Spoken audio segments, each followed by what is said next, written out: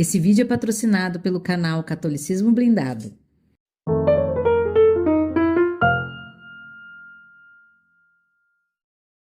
Bem-vindos ao Intervalo Literário. Meu nome é Bruna e hoje a gente está aqui para mais um vídeo a respeito, do catecismo e também do livro A Fé Explicada, do Léo 13.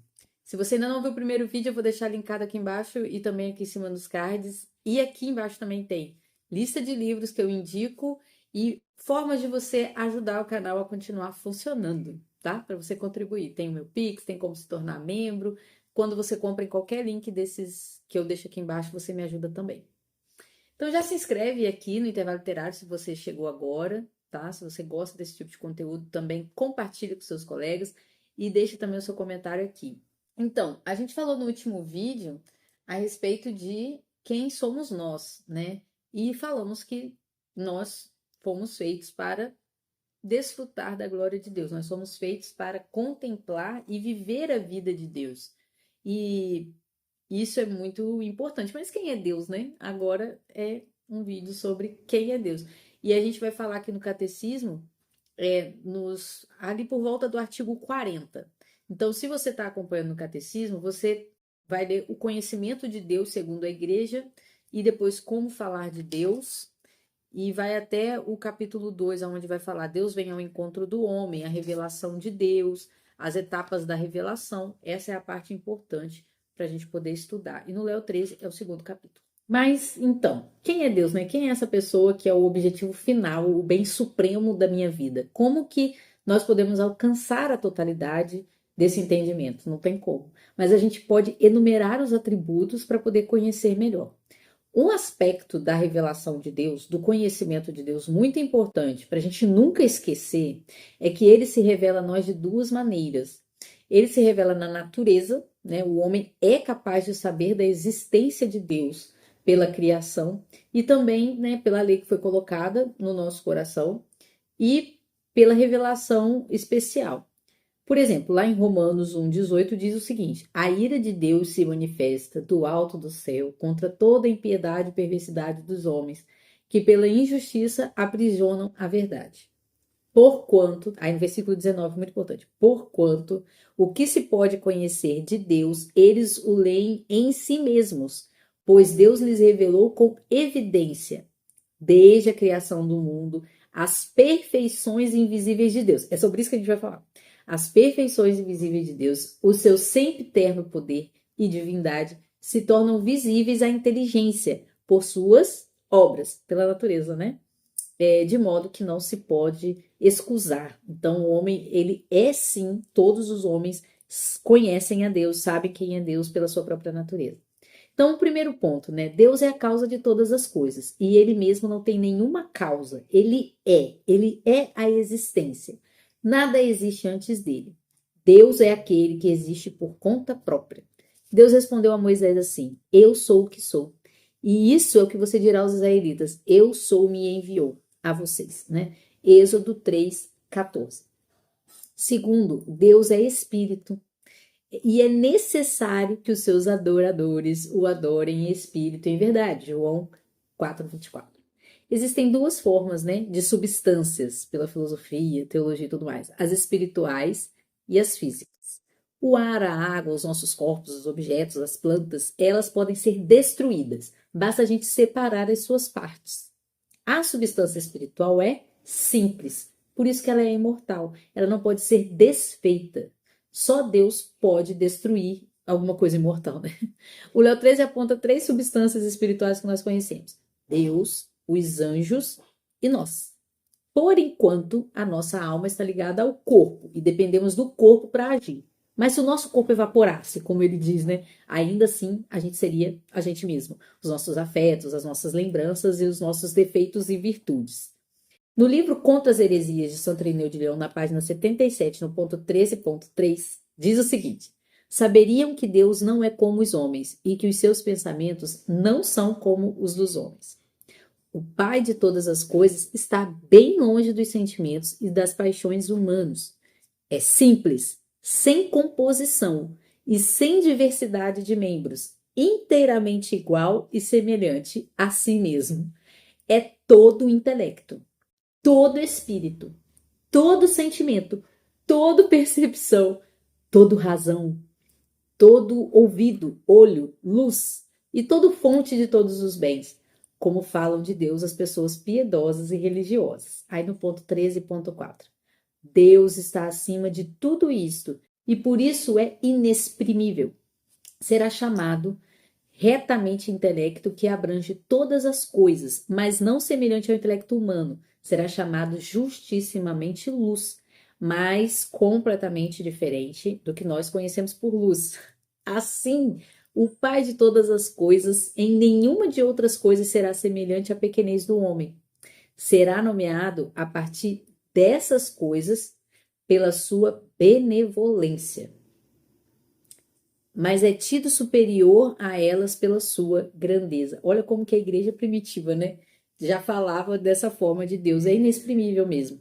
É muito bonito. E tem Orígenes também, né, no Tratado sobre os Princípios, ele diz assim: não se deve, portanto, pensar que Deus é um corpo ou que está num corpo, mas que é uma natureza simples, de novo, tá vendo? Deus não é composto, ele é simples, intelectual, que não admite nenhum tipo de adição.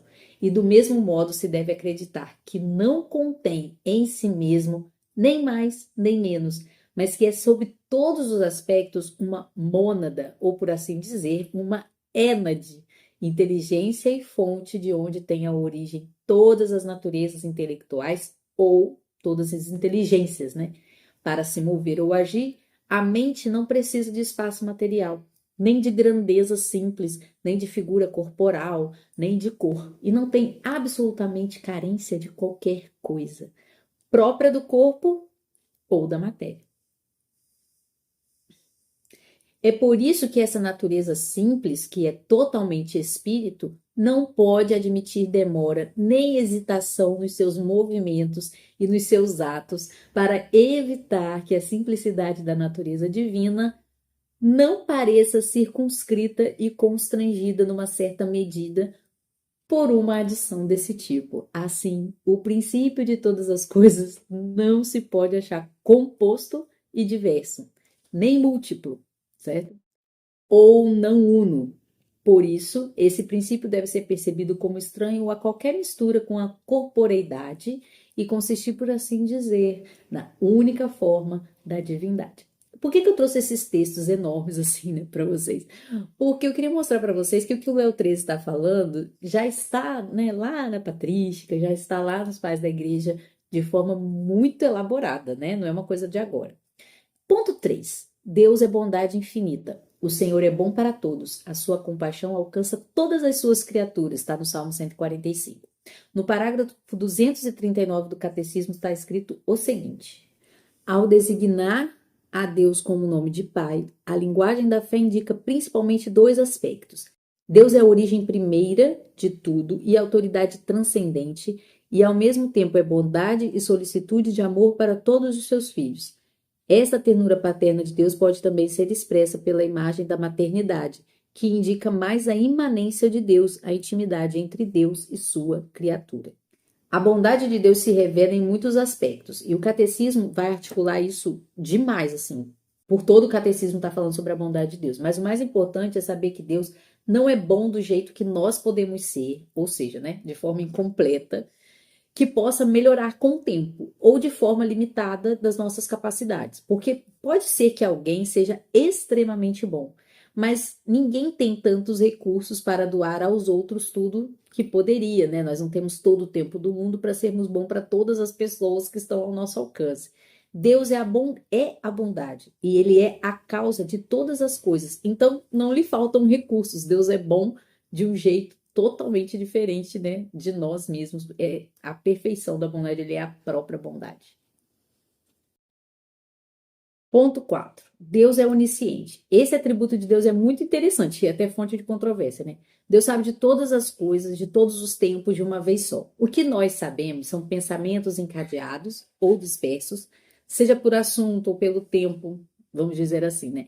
Nós sabemos coisas teóricas, temos lembranças e podemos adquirir novos conhecimentos. E o futuro não pertence ao nosso pensamento, a não ser pela imaginação, né, do que pode acontecer. O nosso raciocínio depende desse depósito de informações, né? Mas Deus sabe tudo como se tudo já tivesse acontecido. Eu acredito que seja uma boa forma de explicar isso, né? O Leo 13 diz assim: a mente de Deus contém todos os tempos e toda a criação, assim como o ventre materno contém toda a criança. A controvérsia é uma suposta contradição ali entre Deus conhecedor de tudo e o livre-arbítrio do homem. E é apenas uma confusão, né, entre o atributo de Deus ser o causador e Deus ser o conhecedor. Não é porque Deus sabe que você vai escolher a blusa branca ou preta para trabalhar que Deus te obrigou a escolher aquela blusa, entendeu? O Leo 13 dá um exemplo maravilhoso. Ele fala assim: mesmo que o meteorologista saiba que vai chover amanhã, isso não é a causa da chuva. Ponto 5. Deus é onipresente. Para onde eu poderia escapar do teu espírito? Para onde poderia fugir da tua presença? Se eu subir aos céus, lá estás. Se eu fizer a minha cama na sepultura, também lá estás. Salmo 139, 7 e 8. Tem vários tipos de presença, né, que a gente aprende. A presença por essência, a presença pela potência. Deus está presente em todas as coisas por ser essencial, né? A existência de todas as criaturas é Deus. A presença por imensidão, Deus está presente em todos os lugares ao mesmo tempo, sem limitação espacial. A presença pela graça, essa é a presença de Deus nas almas dos justos, onde ele habita de maneira especial. Guardem isso.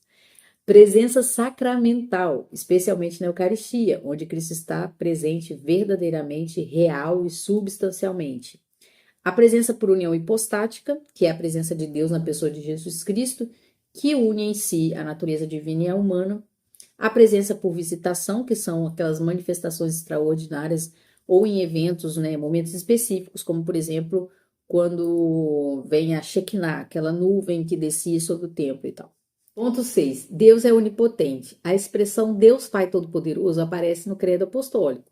É o destaque que está lá, então é o destaque que eu acho interessante fazer também. E o Leo 13 faz desse atributo, né, oportunidade para dizer como que a nossa imaginação pode ser ridícula. Ele fala assim na página 25: outra perfeição divina é o seu poder infinito.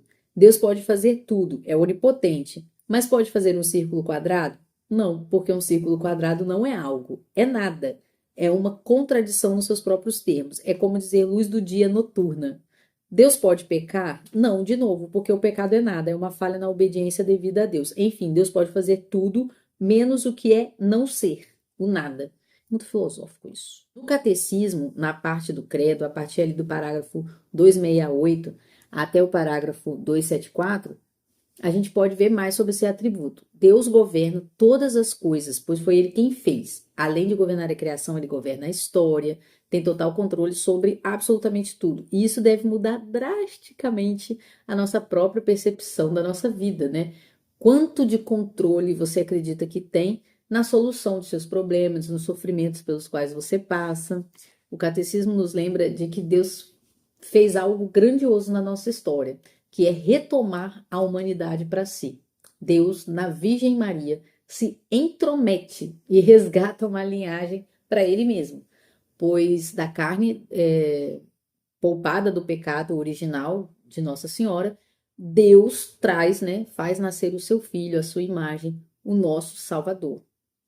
Para você ver como que Deus controla a história, porque eu já falei sobre isso aqui, né? Como que Deus se intrometeu na história. Ele falou: essa aqui é minha e é daqui que eu vou tirar, né, o novo Adão.